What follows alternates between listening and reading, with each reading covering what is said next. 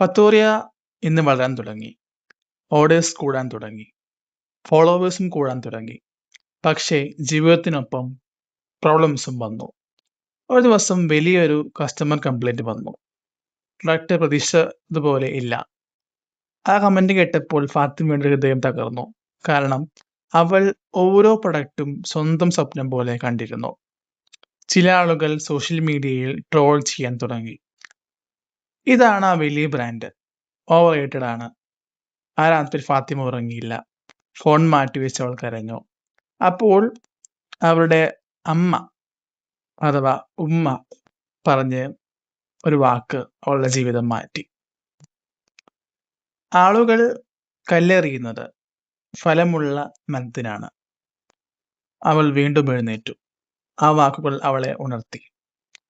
കസ്റ്റമറിനോട് sorry പറഞ്ഞു. Mistake accept ചെയ്തു. Quality improve ചെയ്തു. ഡേ ആൻഡ് നൈറ്റ് വർക്ക് ചെയ്തു. അവൾ ഒരു കാര്യം മനസ്സിലാക്കി. പെർഫെക്റ്റ് ബ്രാൻഡ് എന്നത് ഒന്നുമില്ല. പക്ഷേ ഹോണസ്റ്റ് ബ്രാൻഡ് എപ്പോഴും ജയിക്കും. അല്പമാസങ്ങൾക്ക് ശേഷം ഒരു വലിയ ഇൻഫ്ലുവൻസർ ഫത്തോറിയ പ്രൊഡക്റ്റ് ഉപയോഗിച്ച് വീഡിയോ ചെയ്തു. ആ വീഡിയോ വൈറലായി. ഒരു ദിവസം കൊണ്ട് ആയിരക്കണക്കിന് ഓർഡേഴ്സ് വന്നു.